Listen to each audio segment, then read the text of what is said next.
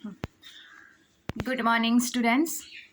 सिद्धि हिंदी विद्यालय के इस online classes में आप सबका हार्दिक स्वागत है। 10वीं वाले बच्चों का करीबन हम देख सकते हैं कि उनका ये जो एक लेसन है, ये लेसन काव्य का जो था वो पद वाला, तो पद मतलब सूरदास रचित जो पद थे ये पद हमारे ख़त्म हो गए हैं। अब यहाँ पे एक पाठ और एक कविता ऐसे हम लेंगे। तो यहाँ पे आपके लेसन में सबसे पहला ये जो पाठ है ये गद्य में, तो नेताजी का चश्मा, ये जो पाठ है नेताजी का चश्मा, ये पाठ का शीर्षक है। इसके रचयिता अर्थात इसके साहित्य प्रकार जो है वो स्वयं प्रकाश है, मतलब लेखक का नाम स्वयं प्रकाश है। अब यहाँ पे सबसे पहले मैंने आपको बताया कि किसी भी कृति को पढ़ने से पहले हमें उस कृति में किस प्रकार से रचना अर्थात जो साहित्यकार है वो साहित्यकार, उनकी भाषा कैसी है, उनका जन्म कहाँ पर हुआ, जन्म कौन सी साल में हुआ, मृत्यु कौन सी साल में हुई, उन्होंने कौन सी पढ़ाई की थी, उनको कौन कौन से पुरस्कार प्राप्त हुए थे, उनकी कौन कौन सी रचनाएं विशिष्ट प्रकार की है, उसके बाद वो कहाँ पे रहते थे और इस रचना में उन्होंने क्या लिखा है, किस प्रकार से लिखा है, वो सारी बातें। तो ये पाठ का ये जो शीर्षक है नेताजी का चश्मा, ये पाठ पढ़ने से पहले बच्चों हम सबसे पहले यहाँ पर ये जो साहित्यकार है यानी ये जो लेखक है जिनका नाम है स्वयं प्रकाश, उनका परिचय प्राप्त कर लेते हैं। अब सबसे पहले ये जो स्वयं प्रकाश है, ये स्वयं प्रकाश का जन्म 1900 में हुआ था और यहाँ पे उनका जन्म मध्य प्रदेश के इंदौर में हुआ था।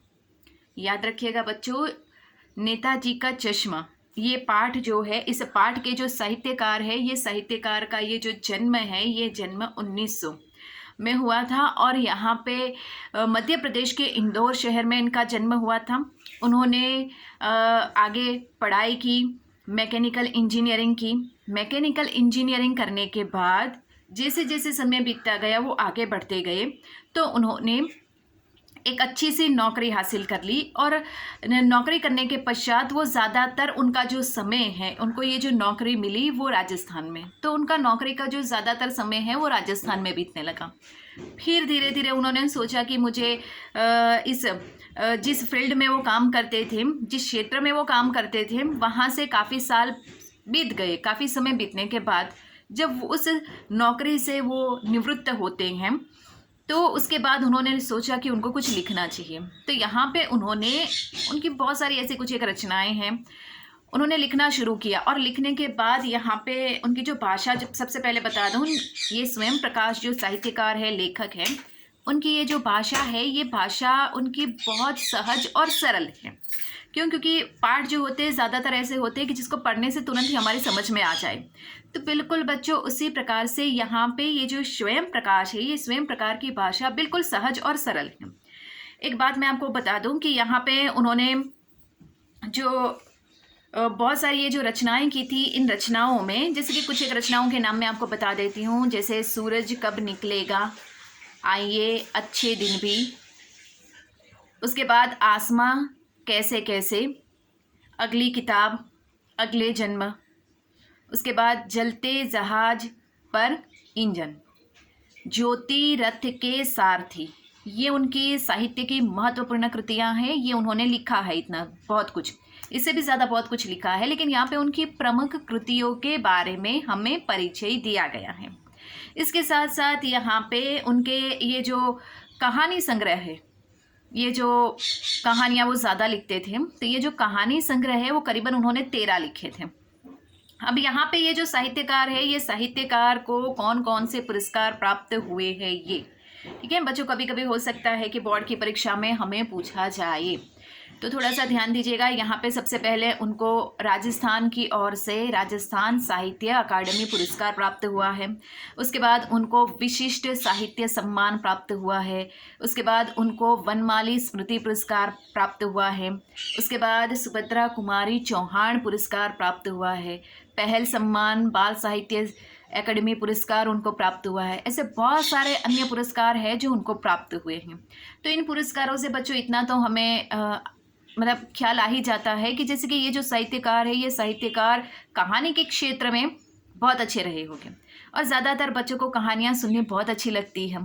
तो यहाँ पे हमारे इस लेसन में भी सबसे पहले जो सिलेबस में है वो कहानी है। ठीक है, तो नेताजी का चश्मा उसका साहित्य प्रकार मैं यहाँ पे बता रही हूँ। ये कहानी की तरह है, कहानी संग्रह में से लिया हुआ एक छोटा सा हिस्सा है। अब यहाँ पे ये जो पाठ का सार है बच्चों, इस वीडियो में मैं आपको पाठ का सार बता देती हूँ कि इस पाठ में क्या है।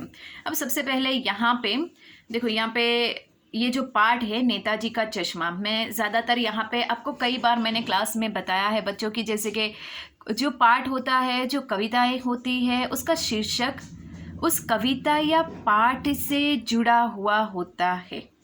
ऐसा नहीं कि जैसे कि मैंने आपको उदाहरण भी बताया, जैसे कि हम कोई फिल्म देखने जाते हैं तो फिल्म का कोई शीर्षक होता है, वो उस फिल्म के साथ जुड़ा हुआ होता है। कोई किताब हम पढ़ते हैं, ठीक है, कोई किताब हम पढ़ते हैं तो वो किताब का जो शीर्षक होता है वो किताब के भीतर जो लिखा हुआ होता है उससे रिलेटेड होता है। ऐसा नहीं कि चलो भाई किताब में हमने कुछ और लिखा है और किताब का शीर्षक कुछ और हमने दे दिया है, ऐसा नहीं हो सकता। बिल्कुल उसी प्रकार से यहाँ पे जो शीर्षक है वो भी बहुत अच्छा है, इस कहानी से जुड़ा हुआ है, नेताजी का चश्मा। अब ये पाठ का ये जो क्षार है उसमें होता है ऐसा कि जैसे कि यहाँ पे ये जो स्वयं प्रकाश जी हैं, ये स्वयं प्रकाश जी ने अपने मतलब एक कहानी के द्वारा लिखा है कि उन्होंने अपने आप को ही उस कहानी में उतारा है कि जब वो एक छोटे से गांव से गुजरते हैं, करीबन उनका ये जो कार्य है तो उस काम को लेकर करीबन जहाँ से भी वो गुजरते हैं तो जिस गांव से, जिस कस्बे से होकर उनको गुजरना पड़ता है 15-20 दिनों के बाद, तो उन्होंने देखा कि वहाँ पे एक चौराहा, एक छोटा सा कस्बा है जहाँ पे कुछ एक घर हैं, कुछ एक नगर मतलब एक आध नगर पालिका के कुछ एक लोग काम कर रहे हैं। वहाँ पे देखा जाए तो कुछ एक कच्चे पक्के मकान है, छोटी सी एक सरकारी स्कूल है जिसमें बच्चे खेल रहे हैं, कूद रहे हैं, कुछ एक टूटी फूटी दुकानें हैं जहाँ पे लोग काम कर रहे हैं। तो उस कस्बे से जब वो गुजरते हैं तो उन्होंने वहाँ पे ये सब कुछ देखा और वहाँ पे चौराहा है, चौराहा यानी 4 रास्तों का समूह। तो यहाँ पे एक चौराहा है, वहाँ पे एक नगर पालिका की ओर से एक मूर्ति बनाई हुई थी आरस के पत्थरों में से। अब यहाँ पे ये जो मूर्ति बनाई गई है वो मूर्ति किसकी है, सबसे पहले मैं आपको ये बता दूं, क्योंकि बोर्ड की परीक्षा में ये महत्वपूर्ण प्रश्न है, पूछा जाता है, करीबन कई बार पूछा गया है। तो यहाँ पे ये जो मूर्ति बनाई गई है नगर पालिका की ओर से, ये सुभाष चंद्र बोस की मूर्ति है। अब ये नगर पालिका ने मतलब ये मूर्ति बनाने के लिए सबसे पहले तो उन्होंने सबको, जैसे कि कोई भी काम करना होता है तो क्या हम लोग इतना पता होता है, हमें इतनी जानकारी कि उसके लिए टेंडर भरना पड़ता है। जैसे सड़कें बनानी होती है या ब्रिज बनाना होता है या ऐसा, तो सरकार की ओर से मतलब ये टेंडर की जो सुविधाएं होती है तो ये टेंडर भरने पड़ते हैं। फिर सरकार को ऐसा लगता है कि हाँ चलो ये लोग काम करेंगे, हमारे बजट में काम होगा, उसके बाद उनको काम देते हैं। तो बिल्कुल उसी प्रकार से यहाँ पे नगर पालिका को भी ये मूर्ति बनानी थी, तो उन्होंने टेंडर जारी किया और उसके हिसाब से मुश्किल से एक इंसान ऐसा मिला जो उसी सरकारी स्कूल में एक शिक्षक का काम करता था, जिसने ये मूर्ति बनाने का काम अपने हाथ में लिया। वो इंसान मूर्ति तो बनाता है, लेकिन ये मूर्ति जो सुभाष चंद्र बोस की बनाता है उसने बहुत सुंदर बनाई, लेकिन एक गलती कर दी, उस मूर्ति के ऊपर चश्मे नहीं थे।